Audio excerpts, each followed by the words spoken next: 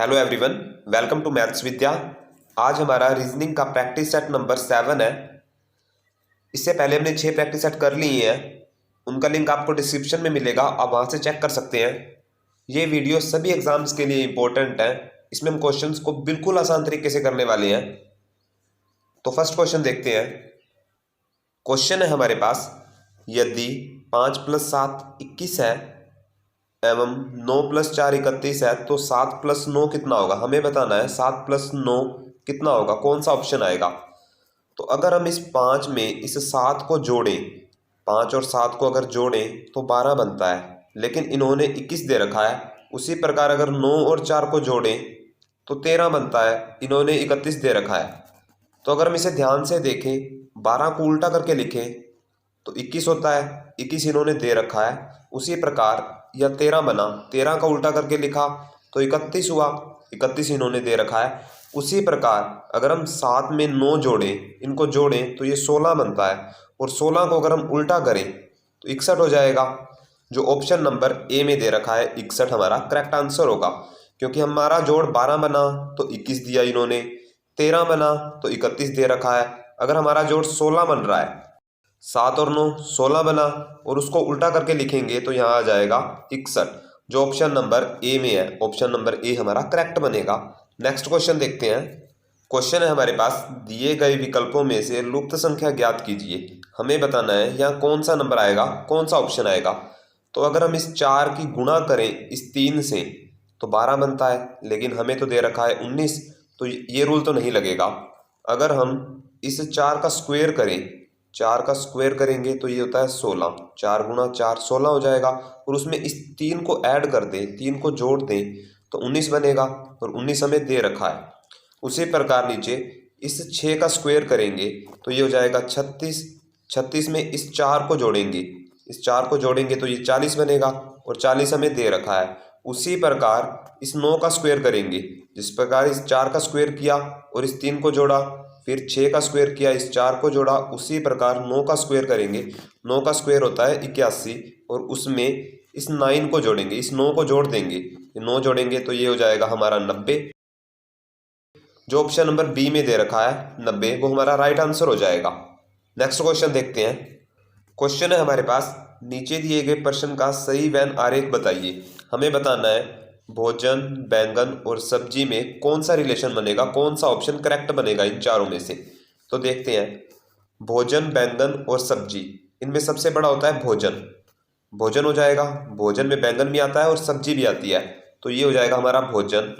अब भोजन के अंदर आता है सब्जी, ये सब्जी हो जाएगी, और सब्जी के अंदर आता है बैंगन, बैंगन एक सब्जी है, और जो सब्जी है वो भोजन के अंदर आता है, तो सबसे बड़ा भोजन हो जाएगा। उसके बाद उसके अंदर सब्जी हो जाएगी, और सब्जी में क्या हो जाएगा, बैंगन, ये बैंगन हो जाएगा।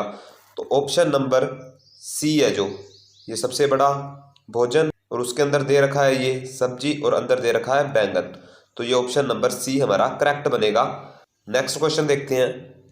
क्वेश्चन है हमारे पास, दिए गए विकल्पों में से संबंधित संख्या का चयन कीजिए। हमें बताना है यहाँ कौन सा नंबर आएगा, कौन सा ऑप्शन आएगा। जिस प्रकार 112 का संबंध 2 से है, वही 235 का संबंध किससे होगा। हमें बताना है यहाँ कौन सा नंबर आएगा। तो पहले देखते हैं 112 से 2 किस प्रकार बना, इनमें क्या संबंध है। अगर हम इस 1 की गुणा इस 1 से करें और फिर गुणा 2 से करें, मतलब 1 × 1 × 2, तो आंसर 2 आ जाएगा, और 2 हमें दे रखा है यहाँ पे। उसी प्रकार अगर 2 3 5 235 दे रखा है, 2 × 3 × 5 करेंगे तो ये हो जाएगा 2 की 3 से 6, 6 5 30, तो ये हो जाएगा 30। जो ऑप्शन नंबर ए में दे रखा है 30, ये हमारा राइट आंसर हो जाएगा। इसमें 1 की गुणा 1 से फिर 2 से तो 2 बना, उसी प्रकार 2 की गुणा 3 से फिर 5 से, तो ये हो जाएगा 30। ऑप्शन नंबर ए हमारा करेक्ट ऑप्शन बनेगा। नेक्स्ट क्वेश्चन देखते हैं। क्वेश्चन है हमारे पास, नीचे दिए गए प्रश्न में लुप्त संख्या ज्ञात करें। हमें बताना है यहाँ कौन सा ऑप्शन आएगा, कौन सा नंबर आएगा। तो देखते हैं। हमें 10 दे रखा है, 4 दे रखा है, 2 और 12। अगर हम इन तीनों को जोड़े, ऐड कर दें, 10 और 4 14 और 16, तो 12 तो नहीं बनेगा, तो कोई और रूल देखना पड़ेगा। अगर हम इस 10 में से इस 4 को घटा दें, 10 - 4, तो ये 6 हो जाएगा। और इस 2 की गुणा कर दें। 10 में से इस 4 को घटा के जो आंसर आया, जो उत्तर आया 6, उसकी 2 से गुणा कर दें। 2 से गुणा करेंगे तो 12 बनेगा, तो ये 12 हमें दे रखा है। उसी प्रकार नीचे देखते हैं, 8 है यहाँ पे, तो 8 में से अगर हम 5 को घटा दें, 5 को घटाएंगे तो 3 बचेगा, और 3 की गुणा इस 1 से करेंगे, 3 की गुणा 1 से करेंगे तो 3 बनेगा, 3 दे रखा है। अगर इन दोनों में ये रूल लग रहा है तो इसमें देखते हैं, 7 में से क्या घटाएं कि 3 से गुणा करने पर 15 बन जाए। यहाँ दे रखा है 7, हमें बताना है यहाँ क्या लिखें, क्या घटाएं कि फिर उत्तर आए जो उसकी 3 से गुणा करें तो 15 बने। ऑप्शन देखते हैं, 9 घटाएंगे तो माइनस में आएगा, तो ऑप्शन ए तो गलत हो जाएगा। जो ऑप्शन नंबर बी दे रखा है 1, अगर हम 7 में से 1 घटाएंगे तो 6 बनेगा। इस 6 की अगर 3 से गुणा करेंगे, इस 3 से गुणा करेंगे तो 15 नहीं बनेगा, तो ऑप्शन बी भी गलत। ऑप्शन सी 25 तो हो नहीं सकता। उसके बाद ऑप्शन नंबर डी है जो, अगर हम यहाँ 2 लिखें, यहाँ 2 लिखें तो 7 में से 2 गए, 5 बचा, 5 की गुणा इस 3 से करी है, 5 की गुणा इस 3 से करेंगे तो ये हो जाएगा 15, और 15 हमें दे रखा है। इसका मतलब यहाँ क्वेश्चन मार्क पर 2 आएगा, तो ऑप्शन नंबर जो डी दे रखा है 2 हमारा राइट आंसर हो जाएगा। नेक्स्ट क्वेश्चन देखते हैं। नेक्स्ट क्वेश्चन है हमारे पास, निम्नलिखित में से कौन सा आरेख महिलाओं, माताओं और इंजीनियर के बीच अच्छे संबंध को दर्शाता है। हमें बताना है महिलाएं, माताओं और इंजीनियर में कौन सा संबंध दर्शाता है। तो सबसे बड़ा जो गोला बनेगा वो हो जाएगा हमारे पास महिलाओं का, क्योंकि महिलाएं सबसे बड़ी होंगी। उसके अंदर माताएं आ जाएंगी, माताएं आ गई, पहले महिलाएं होंगी, उसके अंदर माताएं होंगी, तो महिलाएं बाहर हो जाएंगी और माताएं अंदर आ जाएंगी। उसके बाद इंजीनियर है, हो सकता है जो महिलाएं हैं और माताएं हैं वो इंजीनियर हों, तो ये इस प्रकार बन जाएगा। कुछ जो माताएं हैं वो इंजीनियर भी हो जाएंगी और कुछ महिलाएं हैं वो भी इंजीनियर हो जाएंगी, लेकिन कुछ बच जाएंगे, तो ये इस प्रकार बनेगा। सबसे बड़ा हो जाएगा हमारे पास महिलाओं का, उसके बाद माताएं आ जाएंगी, फिर कुछ इंजीनियर हो जाएंगे।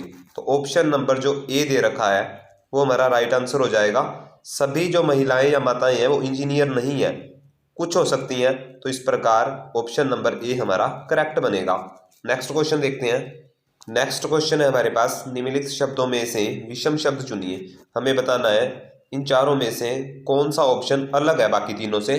तो देखते हैं, फर्स्ट में दे रखा है वर्ग फीट, फिर दे रखा है वर्गमूल, वर्ग इंच और वर्ग मीटर। जो वर्ग फीट है इसमें हम किसी चीज़ को माप सकते हैं। जो ऑप्शन नंबर सी दे रखा है इंच है, इसमें भी किसी चीज़ को माप सकते हैं, और मीटर में भी हम किसी चीज़ को मापते हैं। फीट, इंच और मीटर में हम किसी चीज़ को मापते हैं, लेकिन जो वर्गमूल है इसमें नहीं मापते हैं, ये अलग चीज़ हो जाएगी। तो ऑप्शन नंबर बी करेक्ट बनेगा, क्योंकि हमें बताना था जो अलग है, तो बी ऑप्शन है जो वर्गमूल, ये अलग हो जाएगा, और फीट, इंच और मीटर ये एक हो जाएंगे। हमें बताना है विषम शब्द मतलब अलग शब्द, अलग हो जाएगा ऑप्शन नंबर बी, वर्गमूल हमारा राइट आंसर होगा। नेक्स्ट क्वेश्चन देखते हैं। क्वेश्चन है हमारे पास, विषम की पहचान करें। हमें बताना है इन चारों में से कौन सा ऑप्शन अलग है। तीनों ऑप्शन एक जैसे होंगे और एक ऑप्शन अलग होगा, तो हमें अलग बताना है, वो देखते हैं। यहाँ दे रखा है ओ पी, ओ के बाद में पी आता है, ठीक है। उसके बाद ऑप्शन नंबर बी दे रखा है डब्ल्यू एक्स, डब्ल्यू के बाद एक्स आता है, ये भी ठीक है। ऑप्शन नंबर डी देखते हैं, एम के बाद एन आता है, ठीक है। उसके बाद ऑप्शन नंबर सी है जो जेड वाई, जेड के बाद वाई नहीं आता, ये उल्टा करके दे रखा है, वाई जेड होता है ना कि जेड वाई। तो ऑप्शन नंबर जो सी है बाकी तीनों से अलग है, क्योंकि ओ के बाद पी आता है, ठीक है, डब्ल्यू के बाद एक्स आता है, ये भी ठीक है, एम के बाद एन आता है, ये भी ठीक है। ये तीनों एक जैसा रूल अप्लाई कर रहे हैं। Option number A, option number B और ऑप्शन नंबर डी है जो तीनों एक जैसे चल रहे हैं, लेकिन ऑप्शन नंबर सी है जेड वाई, ये इनके जैसे नहीं है, ये अलग हो जाएगा, क्योंकि जेड वाई दे रखा है। ऑप्शन नंबर सी अलग हो जाएगा, तो ऑप्शन नंबर सी हमारा राइट आंसर होगा, क्योंकि हमें अलग बताना था, तो ऑप्शन नंबर सी हमारा करेक्ट बनेगा। नेक्स्ट क्वेश्चन देखते हैं। क्वेश्चन है हमारे पास, नीचे दिए गए प्रश्नों में विषम संख्या युग्म को चुनिए। हमें बताना है इन चारों ऑप्शन में से कौन सा ऑप्शन अलग है। तो पहले दे रखा है 11, 13, इसको करने के दो तरीके हैं, देखो 11 13 इसमें 2 का अंतर है। ऑप्शन नंबर बी, इसमें भी 2 का अंतर है 17 से 19।